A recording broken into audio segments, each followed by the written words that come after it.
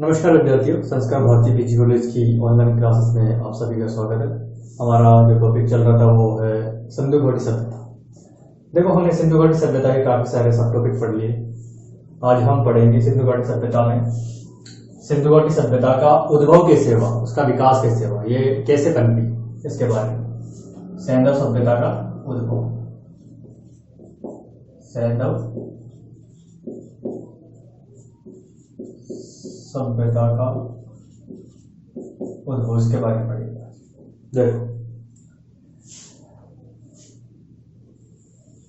अगर सभ्यता पनपी है तो इसका जन्म भी हुआ होगा। जैसे कि आज के शहर देख लो, कोई भी सिटी देख लो, पहले वो कहती है एक छोटा सा गांव रहा होगा जहां पर कुछ लोग आके बसे थे। बाद में वहां पे जनसंख्या का विस्तार होता गया, डेवलपमेंट होता गया। वो के धीरे धीरे क्या हुआ, कस्बा बन गया, कस्बा से सिटी बन गया, सिटी से महानगर बन गया। तो इस तरीके से क्या है कि किसी न किसी सिटी का कोई एक क्रमिक विकास रहा होगा, उसका उद्भव का इतिहास रहा होगा। उसी प्रकार विद्वानों का यह मानना है कि सिंधु घाटी सभ्यता का उद्भव किस प्रकार से हुआ, कहां से हुआ, इसको लेकर काफी कंट्रोवर्सी है। सबसे बड़ी प्रॉब्लम तो यह है कि सिंधु घाटी सभ्यता के उद्भव को लेकर काफी सारे विवाद सामने आते हैं। सबसे पहले विवाद तो यह है कि सिंधु घाटी सभ्यता जो है वो इतनी बड़ी है कि यहां से जो अवशेष प्राप्त होते हैं वो जो है वो परिपक्व अवस्था के हैं। सिंधु घाटी सभ्यता की जो परिपक्व अवस्था है वहीं से अधिकतर अवशेष हमें प्राप्त होते हैं। और दूसरी ये है कि यहां से कोई साहित्यिक स्रोत प्राप्त नहीं होता। जो वो मोहरें मिली है, मोहरों पर जो लिपि मिली है उसे अभी तक पढ़ा नहीं गया है। और जब तक पढ़ा नहीं जाता तब तक ये संशय बना रहेगा, रहस्य बना रहेगा कि सिंधु घाटी सभ्यता की जो लिपि है उसका मतलब क्या है। और तीसरी बात ये कि सिंधु घाटी सभ्यता के स्थलों की जो उत्खनन किया गया है एएसआई द्वारा, आर्कियोलॉजी विभाग द्वारा, उनका उत्खनन लंबवत हुआ है, ना कि क्षैतिज। लंबवत यानी कि लंबा सीधा हुआ है, विस्तार चौड़ाई में नहीं हुआ। अगर चौड़ाई में होता तो उसके बारे में हमें काफी डिटेल में जानकारी मिलती है। अधिकतर स्थलायन का उत्खनन लंबवत हुआ है और लंबवत होने के कारण हमें जो डिटेल मिलती है वो सीमित मात्रा मिलती है। तो इस वजह से क्या है कि कुछ समस्याएं हैं जिनकी वजह से सिंधु घाटी सभ्यता के उद्भव को लेकर काफी संशय बना हुआ है। तो क्या प्रारंभिक चरण अगर पता चल जाए कि प्रारंभिक चरण कहां से स्टार्ट हुआ, कहां से लोग आए, कहां से बसे, तो कुछ मत निकलना स्टार्ट हो जाएगा। अब देखो, सिंधु घाटी सभ्यता को लेकर, उद्भव को लेकर विद्वानों में दो मत प्रचलित है। इसको लेकर दो मत है, दो थ्योरी सामने आती है। पहला है विदेशी उत्पत्ति का सिद्धांत,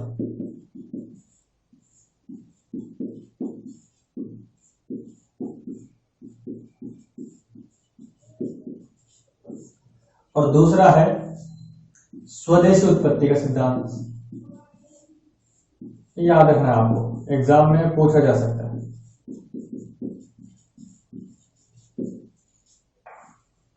दो मत प्रचलित विद्वानों में, एक मत वाले हैं विदेशी उत्पत्ति के बताते हैं कि सिंधु घाटी सभ्यता की जो उत्पत्ति है ये विदेशियों ने आके यहाँ इस सभ्यता को विकसित किया, सभ्यता को बसाया। और दूसरी तरफ एक ग्रुप मानता है कि यहाँ नहीं, ये विदेशी उत्पत्ति नहीं थी बल्कि इंडिया के लोग थे जिन्होंने, जो मूल थे यहीं के थे, उन्हीं लोगों ने सिंधु सभ्यता के नगरों का विकास किया था। अब देखो, इसको लेकर इसको डिटेल में पढ़ते हैं। पहले पढ़ेंगे विदेशी उत्पत्ति का सिद्धांत।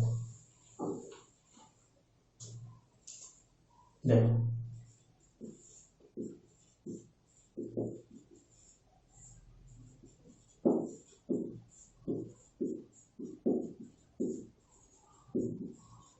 विदेशी उत्पत्ति का सिद्धांत। देखो,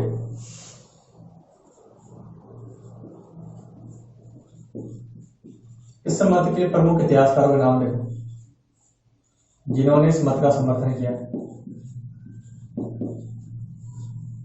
उनके नाम देखो, उनके नाम है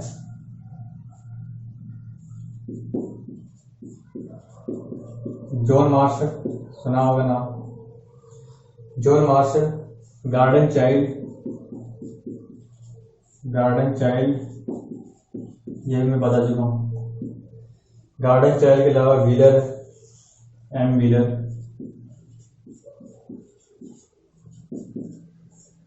इसके अलावा डीडी कोसांबी, दामोदर धर्मानंद कोसांबी। इसके अलावा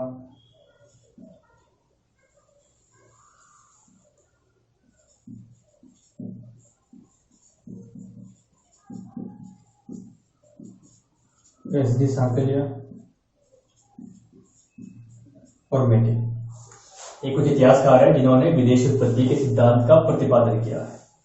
ये इनके नाम आपको याद रखने चाहिए। ये जॉन मार्शल बता चुका हूँ, गार्डन चाइल्ड बता चुका हूँ, और ये और इतिहासकार है व्हीलर भी, जो आगे ये सिंधु घाटी सभ्यता के इतिहास में इनका भी काफी बड़ा इंपॉर्टेंट रोल रहा है। और डीडी गोस्वामी एक इतिहासकार है, मार्क्सिस्ट इतिहासकार। और एस डी सांकलिया का ये पुरातत्वविद थे और मैं एक विदेशी इतिहासकार है। देखो जो एम व्हीलर है, एम व्हीलर ने क्या कहा,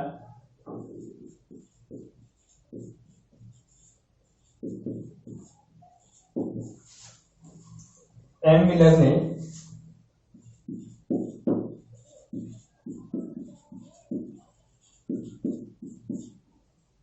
सैंडव सभ्यता को सुमेरियन सभ्यता यानी कि सिंधु मेसोपोटामिया की सभ्यता, दजला प्रारंभिक सभ्यता, सिंधु सभ्यता का मेसोमेरियन सभ्यता का उपनिवेश कहा है।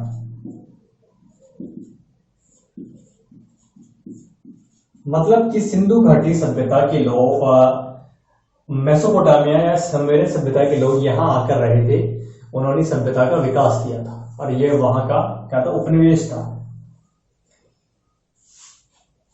और इस मत के जो इतिहासकार हैं, मतलब कि विदेशी उत्पत्ति सिद्धांत के इतिहासकार, इनका क्या मानना है कि देखो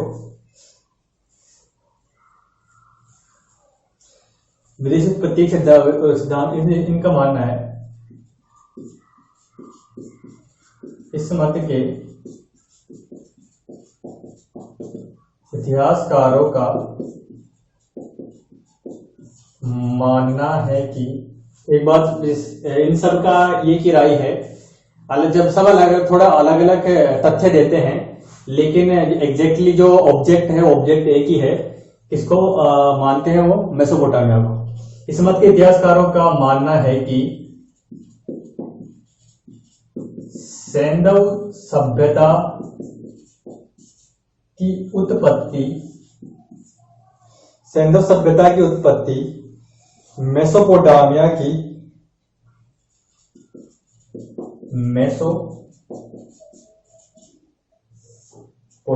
की सुमेरियन सभ्यता से हुई है। उनका ये मानना है, सबका एक ही राय है कि मेसोपोटामिया की जो सभ्यता है, सुमेरियन सभ्यता, उसी से सिंधु घाटी सभ्यता की उत्पत्ति हुई, ये मानना है। व्हीलर क्या कहता है कि उपनिवेश है यहाँ का। मैके क्या कहता है, मैके ने सुमेरियन लोगों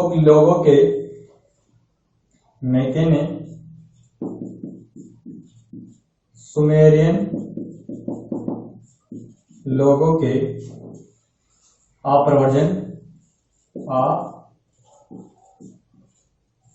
अप्रव्रजन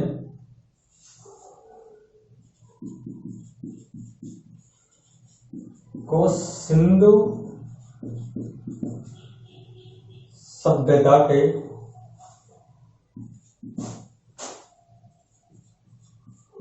उदय का कारण माना है। कहने का मतलब यह है कि वहां की सिंधु जो सुमेरियन सभ्यता के लोग थे, मेसोपोटामिया सभ्यता के लोग थे, वहां आए और वहां से वो लोग आए, उन्होंने आकर सिंधु सभ्यता का निर्माण किया, यहाँ आकर नगर बसाए। मतलब वो भी वहां पे नगरीय सभ्यता थी, वहां से नगर नियोजन की तकनीक लाकर यहाँ रहे और वहीं उन्हीं लोगों ने इस सभ्यता का निर्माण किया। उनके इसका मानना है। देखो व्हीलर क्या कहता है,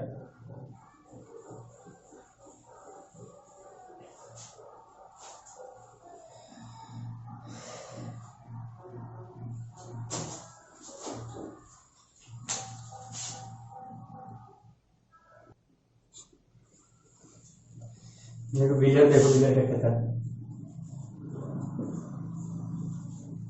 व्हीलर का मानना है कि विचार बहुत प्रबल होते हैं, विचार बहुत प्रबल होते हैं और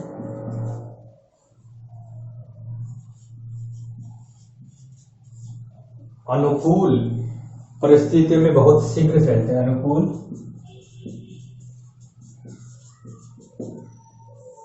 परिस्थितियों में बहुत शीघ्र फैलते हैं। व्हीलर का मानना है कि विचार बहुत प्रबल होते हैं और वो अनुकूल परिस्थिति मिल जाए तो वो बहुत जल्दी फैलते हैं। कहने का मतलब ये है कि जो नगरीकरण की विचारधारा है, जो तकनीक है, वो बहुत जल्दी प्रसारित होते हैं और वहां से क्या है कि वो अनुकूल परिस्थिति मिल जाए तो वो क्या फैल जाता है। और इस धारा के जो इतिहासकार है, आगे देखो, इस धारा के इतिहासकारों का मानना है कि इस धारा के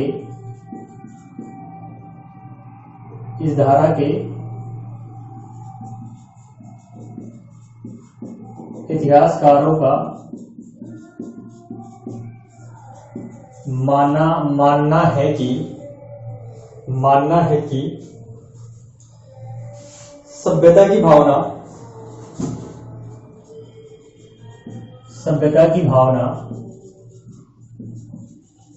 सर्वप्रथम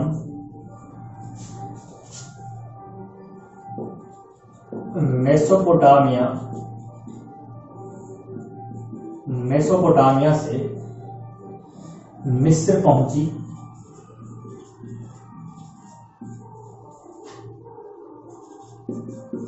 फिर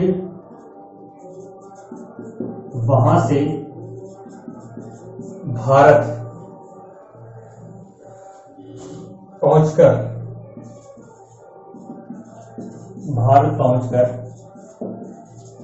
सैंधव सभ्यता की प्रेरक बनी।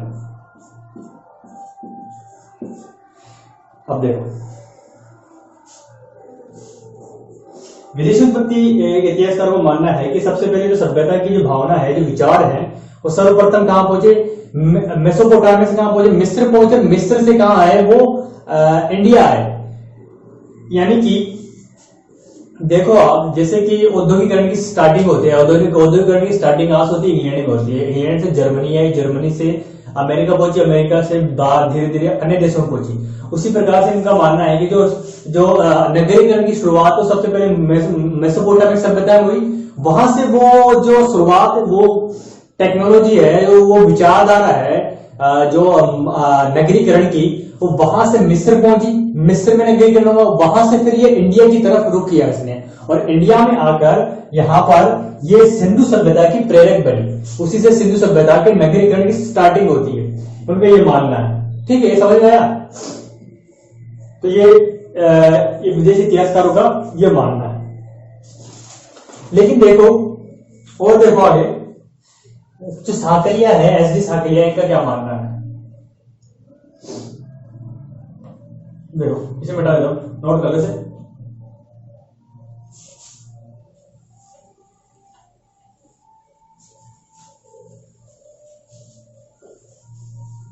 जो एसडी साकलिया एक एग्जांपल देते हैं, बलूचिस्तान में क्या है कि उनको चौकोर चबूतरे प्राप्त होते हैं, और इन चौकोर चबूतरों की तुलना वो मेसोपोटामिया में प्राप्त चौकोर चबूतरों से करते हैं। उनका मानना है कि ये जो चौकोर चबूतरे हैं, ये मेसोपोटामिया से इन्होंने ग्रहण किए हैं और यहां पर इनका निर्माण किया है। इसके संदर्भ में एग्जांपल देते हैं कौन? साकलिया। ये देखो,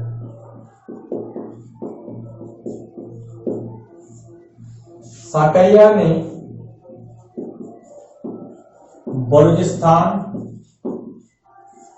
बलूचिस्तान से प्राप्त बलूचिस्तान से प्राप्त वर्गाकार या आयताकार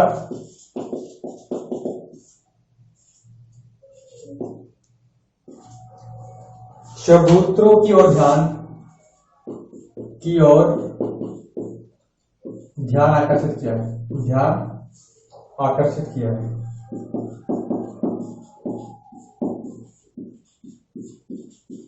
आकर्षित किया है। इनका मत है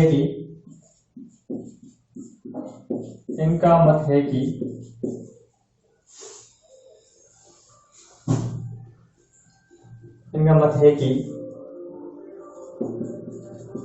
ये चबूतरे मेसोपोटामिया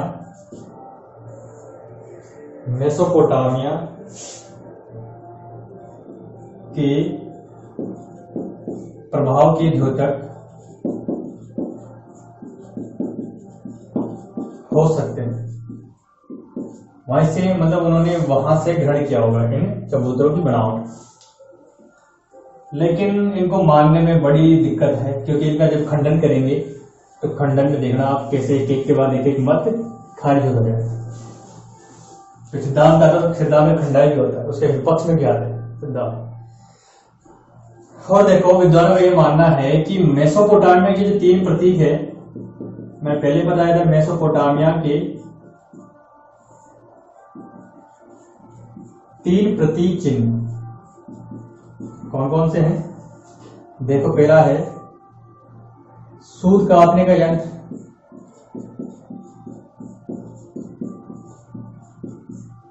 दूसरा है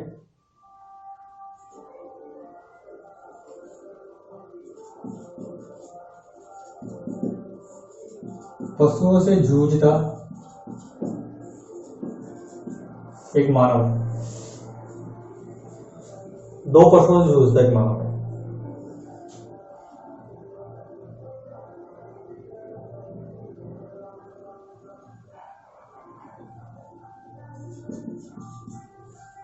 और एक प्रवेश द्वार। ये कहते हैं कि ये यहां मिलना, मतलब कि ये कहाँ मिले हैं? मेसोपोटामिया के प्रतीक चिन्ह है जो कि हड़प्पा सभ्यता की मोहरों पर अंकित मिले हैं, और इसके आधार पर कहते हैं कि इसके ये प्रतीक चिन्ह है वहीं से ग्रहण किए हैं, मतलब वहीं के लोगों ने आकर इन प्रतीक चिन्हों को बनाया है। लेकिन विदेशी उत्पत्ति के पक्षधर इतिहासकारों ने कुछ समानताओं के आधार पर, यानी कुछ समानताएं बता दी कि इन्हें चबूतरे मिले हैं, ये प्रवेश द्वार मिले हैं। इनके आधार पर क्या है कि सिंधु घाटी सभ्यता का जो जन्म है वो मेसोपोटामिया के लोगों ने किया है, वहीं से ग्रहण की है। एक विदेशी सभ्यता की उत्पत्ति है, ये विदेशी लोगों की उत्पत्ति है। लेकिन कुछ समानताओं का मिल जाना इस बात का द्योतक नहीं है, इस बात की प्रमाणिक पुष्टि नहीं है कि वहीं के लोगों ने इस सभ्यता को जन्म दिया हो। इसके विपक्ष में इसके खंडन करते हैं तो हमारे पास ऐसे असमानताएं हमारे पास मौजूद है जो कि सिंधु सभ्यता और मेसोपोटामिया सभ्यता में साफ अंतर स्पष्ट करती है कि वहां पर ये चीज थी, वहां पर ये चीज नहीं थी। तो इसका अभी जो मत आए हैं इनका एक एक करके इनका खंडन करते हैं। देखो,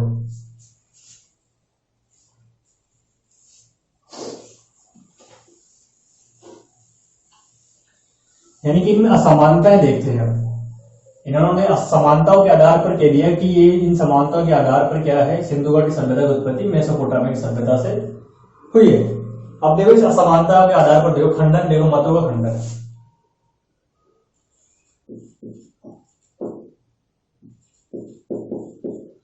किसमें समानता है? मेसोपोटामिया की सभ्यता में और सिंधु घाटी सभ्यता में, क्योंकि विदेशी इतिहासकारों का मानना है कि सिंधु घाटी सभ्यता की उत्पत्ति मेसोपोटामिया की सभ्यता से ही हुई है। उन्होंने इस संदर्भ में मेसोपोटामिया की और सिंधु घाटी सभ्यता की सिमिलरिटीज को गिनाया है। हम क्या गिनाएंगे? हम उसका खंडन कर रहे हैं और इसलिए असमानता को गिनाना जरूरी है ताकि उनके मतों को खारिज किया जा सके। देखो पहली बात, पहला मत देखो, पहले समानता देखो। सबसे पहली बात,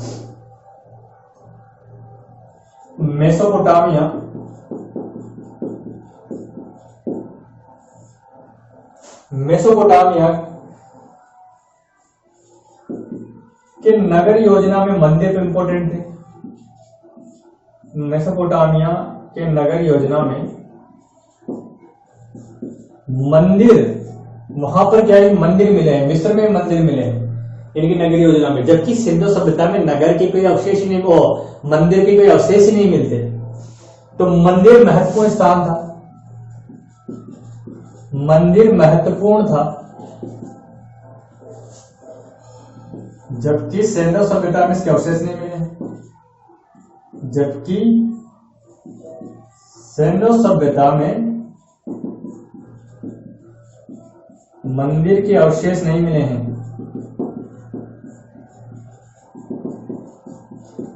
तो मानना है कि अगर वहां से ली गई है सभ्यता, उधार ली गई है, तो मंदिर मिलने चाहिए ना, नहीं है वो चीज, यहीं से एक बार खारिज हो जाता है। और देखो मेसोपोटामिया और मिस्र के समान जो बड़ी बड़ी कब्रें हैं, मेसोपोटामिया व मिस्र के समान भव्य भव्य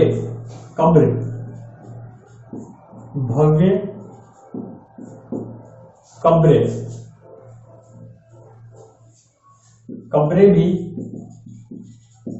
हड़प्पा सभ्यता में नहीं मिली। वहां तो ताबूत में दफना दिया जाता, बड़ी बड़ी कब्रें बनाई जाती थी। सिंधु सभ्यता में से कोई जानकारी नहीं। और देखो सुमेरियन नगरीकरण है,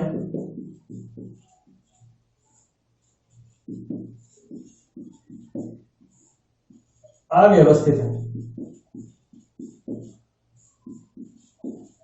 सुमेरियन नगरीकरण अव्यवस्थित है,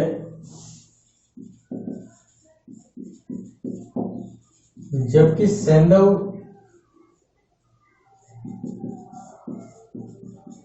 नगरीकरण, सिंधु सभ्यता का नगरीकरण जो किया गया है वह व्यवस्थित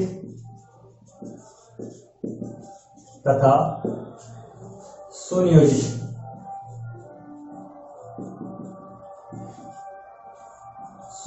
है। स्वच्छता का यहां विशेष प्रबंध था। ये चीज हो रहा है, जबकि ये चीजें जो यहां मिलती है, जो नगरीकरण की विशेषता, वो अन्यत्र कहीं नहीं मिलती, इसलिए ये असमानता है दोनों में।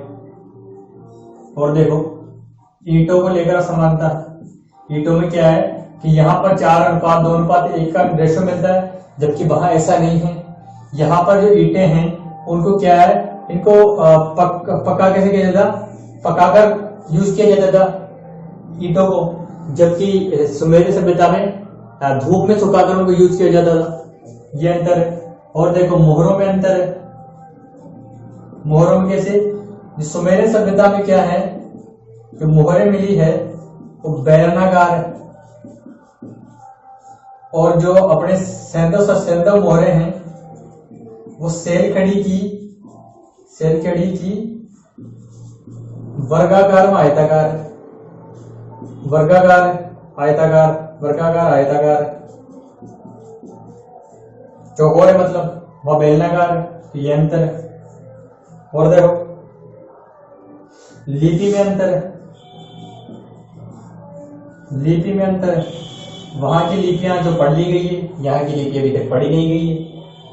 साफ अंतर है। लिपि अगर वहां के लोग आते तो सीधी सी बात है, अगर ये भी कॉमन फैक्टर है, कॉमन सेंस की बात है कि अगर वहां से लोग यहाँ आते तो ऑब्वियसली बात है लिपि को भी लेके आते। जैसे ब्रिटेन वाले आए यहाँ पे, अंग्रेज आए, अंग्रेज ने क्या यहाँ वहां की भाषा लेके आए, लिपि लेके आए, यहाँ पे छोड़ के गए।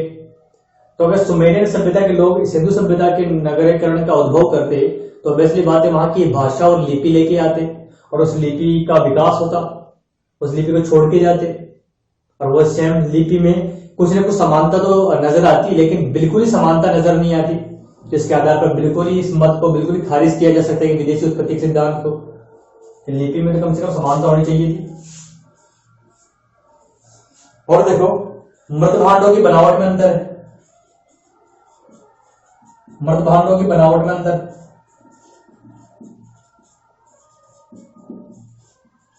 अब देखो कैसे अंतर है। मैंने पहले बताया कि सैंडो सभ्यता के जो मृत भांड थे वो लाल व सफेद रंग के होते थे, लाल गुलाबी रंग के।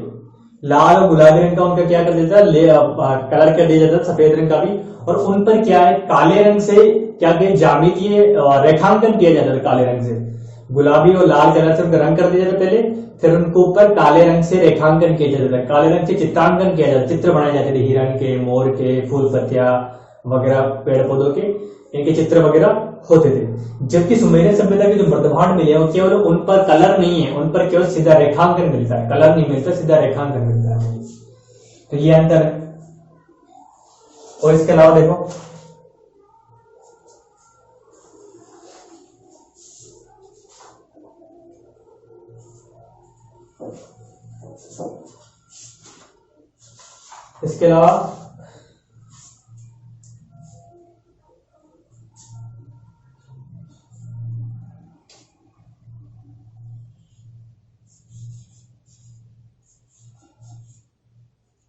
इसके अलावा देखो इंडिया सुमेरियन सभ्यता में नहरों का काफी ज्यादा प्रचलन था, नहरों का। और जबकि सैंडो सभ्यता में नहरें तो देखने को नहीं मिलती, बहुत कम, मतलब एक दो कोई मिलती है। तो इस आधार पर भी उसमें अंतर देखने को मिलता है। तो ये काफी सारे अंतर गिनाए गए हैं जिनके आधार पर ये स्पष्ट हो जाता है कि सैंडो सभ्यता का जो नगरीकरण है, सैंडो सभ्यता का जो उद्भव है वह विदेशी उत्पत्ति से तो बिल्कुल ही नहीं हुआ है। इन असमानताओं के आधार पर उस मतों का खंडन करना जरूरी है। अगर आप एग्जाम में कहीं भी लिखो, रिटेल में लिखना है, तो मत अगर कहीं देते हो तो मतों का खंडन भी देना आवश्यक है। अगर सैंडो सभ्यता के अगर विदेशी उत्पत्ति के सिद्धांत को आप बता रहे हो, समानता गिना रहे हो, तो समानताओं को खारिज करने के लिए, उस मतों को खारिज करने के लिए उसमें असमानताओं को गिनाना जरूरी है, ताकि आपके एग्जाम में अच्छे नंबर आ सके। इसको नोट कर लो।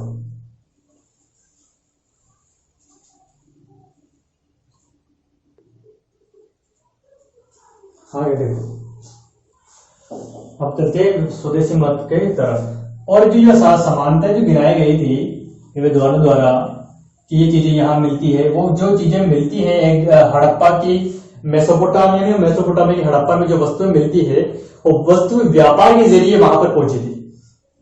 हड़प्पा की वस्तु मेसोपोटामिया व्यापार के जरिए, और मेसोपोटामिया की हड़प्पा में व्यापार के जरिए एक दूसरे से पहुंची थी। वो व्यापार के जरिए जो संस्कृतियों का जब मिलन होता है, क्या आपस में टकराव होता है, जो आपस में मिलती है, तो उसमें विचार, कई चीजें आदान प्रदान होती है एक दूसरे को। तो व्यापार के जरिए ये चीजें एक दूसरे के यहाँ पहुंची। अब देखो स्वदेशी मत का सिद्धांत।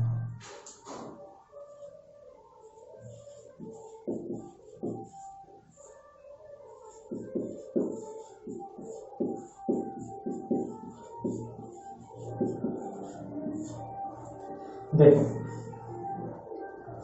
स्वदेशी मत का यानी कि इन इतिहासकारों का ये ग्रुप जो है ये मानता है कि सैंडो सभ्यता की उत्पत्ति यहीं की है, उनकी जो मूल है वो यहीं की है, नींव यहीं की ग्रामीण संस्कृतियों ने उसकी नींव रखी है।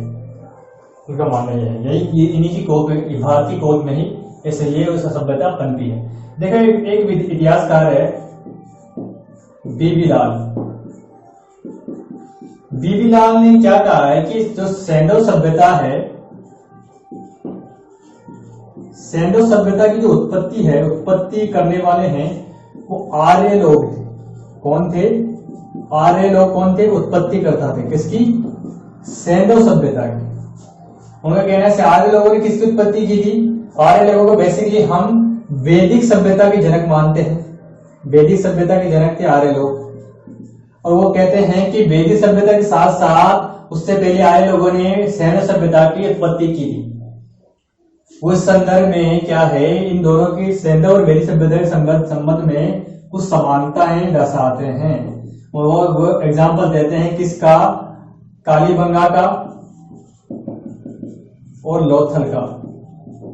क्योंकि यहां से क्या मिली है? अग्निवेदिकाएं। और अग्निवेदिकाएं यानी कि हवन करना, अग्नि में आहुति देना किस सभ्यता की निशानी है? वह निशानी है वैदिक सभ्यता की। और वैदिक सभ्यता की अवशेष कालीबंगा लोथल जैसे स्थानों पर मिलना, जो कि हड़प्पा सभ्यता के प्रमुख स्थल है, वो इस बात की पुष्टि करते हैं कि इनके जो लोग थे वो आर्य लोग ही थे। तो इस संबंध में उनका मानना है कि इसके जनक कौन है सैन्य सभ्यता के, वो आर्य लोग ही हैं, यहीं के लोग आर्य लोग, उनका मानना है। तो क्या कहते हैं इस सभ्यता के लोग एक ही है। लेकिन क्या है, इस मत की खंडन बहुत ज्यादा है, इस मत में काफी ज्यादा दिक्कतें हैं, क्योंकि हड़प्पा सभ्यता और आर्य सभ्यता यानी वैदिक सभ्यता में काफी ज्यादा अंतर है। क्या क्या अंतर है वो देखो कि एक तो क्या है कि आर्य लोग, वैदिक सभ्यता अलग है, वैदिक और हड़प्पा दोनों में काफी समानता है, क्योंकि यहां लोहा की धातु है, यहां पर क्या है, तांबा है, यहां पर घोड़ा प्रमुख है, घोड़ा और गाय, यहां पर गाय घोड़ा, घोड़े के तो अवशेष नहीं मिलते, यहां पर वृषभ प्रमुख है। यहां के लोग क्या है, यहां पर यहां पर जो है हवन वगैरह ज्यादा करते थे, यहां पर प्राकृतिक शक्तियों की ज्यादा पूजा करते थे, यहां पर देविक शक्तियों की ज्यादा पूजा करते थे। और इसके अलावा देखो, इसके अलावा और इसकी बात की जाए, इसमें क्या है, लिंग पूजा, देवी पूजा, इनकी उपासना नहीं होती थी, मात्र देवी की उपासना नहीं होती थी, जबकि मात्र देवी, लिंग पूजा, इनकी उपासना होती थी। यहाँ पर समाज के मात्र सत्तात्मक है, यहाँ पर पितृ सत्तात्मक था, यहाँ पर नगरीकरण था, क्या था यहाँ पे नगरीकरण था, यहाँ पर ग्रामीण थी संस्कृतियां, यहाँ पर व्यापार प्रमुख था, यहाँ पर कृषि और पशुपालन प्रमुख था, व्यापार प्रधान थी, कृषि प्रधान थी, कृषि और पशुपालन। तो काफी सारी असमानताएं इसमें हमें देखने को मिलती है। यह समानताएं मैं और डिटेल में जब वैदिक संस्कृति पढ़ेंगे, पर वैदिक सभ्यता तब और बता दूंगा। तो इससे इस बीबी लाल का जो मत है कि आर्य लोगों ने वैदिक सभ्यता, सैन्य सभ्यता के जनक थे, यानी वैदिक सभ्यता के लोग ही सैन्य सभ्यता के जनक के, इस मत को सिरे से खारिज होता है। और देखो अगला मत देखो, बीबी लाल के अलावा रोमिल थापर वगैरह है, इन्होंने देसी संस्कृति का वो स्वदेशी मत सिद्धांत के तहत इन्होंने ये मत दिया है कि ये जो ग्रामीण संस्कृतियां हैं, यहाँ की देसी ग्रामीण संस्कृतियां होने से सैन्य सभ्यता का जन्म हुआ है। देखो द्रविड़ इसके निर्माता थे, एक नया मत आता है, इसी मत के तहत एक आता है, द्रविड़ लोग इसके निर्माता थे, द्रविड़ लोग इसके निर्माता थे। द्रविड़ यानी कि यहाँ के मूल भारतीय, द्रविड़ का मतलब क्या है, मूल भारतीय, याद रखना, द्रविड़ का मतलब आ जाता है मूल भारतीय। आर्य का मतलब आर्य को लेकर काफी संशय है कि आर्य यहाँ के या विदेशी थे, जो आपके वैदिक सभ्यता में इसको पढ़ेंगे। द्रविड़ आ जाए, द्रविड़ का मतलब मूल भारतीय, ठीक है। अब देखो इसको लेकर, इसको एक मत है, एक इतिहासकार है सुनीति कुमार चटर्जी, सुनीति कुमार चटर्जी, इनका मत है कि द्रविड़ों की जो ब्राहुई भाषा है, द्रविड़ों की भाषा है ब्राहुई, इसके बारे में चर्चा की थी हमने, ब्राहुई भाषा है, ये भाषा है जो किसके द्वारा बोली जाती है, बलूचिस्तान में एक जनजाति है ब्राहुई, उसके द्वारा ये भाषा बोली जाती है। तो ब्राहुई भाषा बलूचिस्तान में प्रचलित थी और अब भी प्रचलित है, अतः इन्हीं को इसका निर्माता मानना चाहिए, क्योंकि बलूचिस्तान में भी क्या था, सैन्य सभ्यता के स्थल थे, तो आज भी ये भाषा वहां पर बोली जाती है। जब मैंने नहीं पढ़ाई तब बताया इसके बारे में।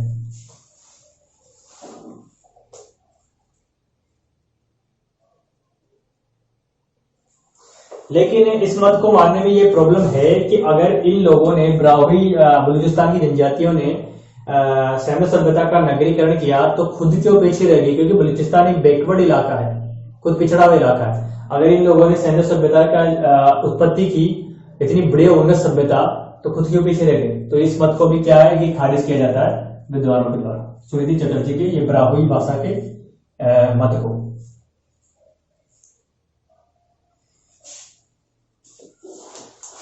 इसके अलावा देखो एक विद्वान और है रोमिला थापर, नाम याद रखना रोमिला थापर का, अच्छे इतिहासकार है, मार्क्सिस्ट इतिहासकार रोमिला थापर और फेयर सर्विस। इनका मानना है, दोनों का मानना है कि बलूची संस्कृतियों ने, बलूची ग्रामीण संस्कृतियों ने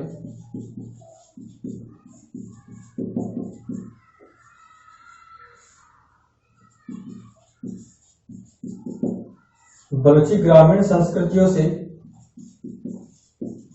इस सभ्यता का उदय हुआ है।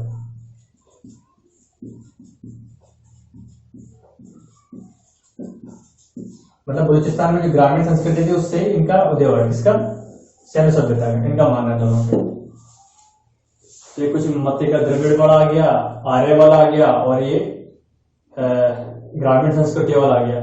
अगला देखो, एक जो लास्ट मत है वो है क्रमिक विकास सिद्धांत। उसको देखो, अगला जो मत है वो है क्रमिक विकास सिद्धांत।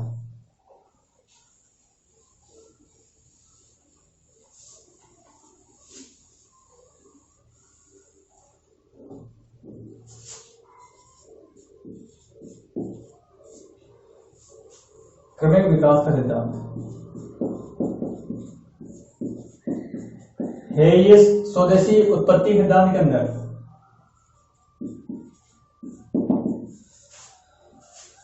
क्रमिक विकास का मतलब है कि धीरे धीरे कंटिन्यू। इस संदर्भ में विद्वानों का मानना है कि जो प्रारंभिक चरण है नगरीकरण के, वो सैन्य सभ्यता के कुछ स्थानों पर सुरकोटड़ा, कालीबंगा जैसे स्थानों में उसके अवशेष हमें देखने को मिलते हैं। इसको सुरक्षा प्राचीर को लेकर ये बात की जाती है। जिनमें देखो क्या कहा जाता है, जिस मत के प्रतिपादक है, इस मत में देखो अमलानंद घोष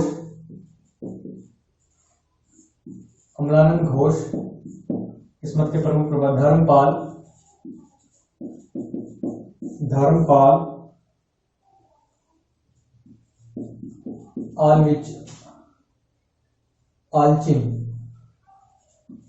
आलचिन ये इसके प्रमुख प्रतिपादक है। इनका मानना है क्रमिक विकास के तहत कि जो सिंधु सभ्यता है इसका जन्म हुआ था ग्रामीण भारतीय संस्कृतियों से।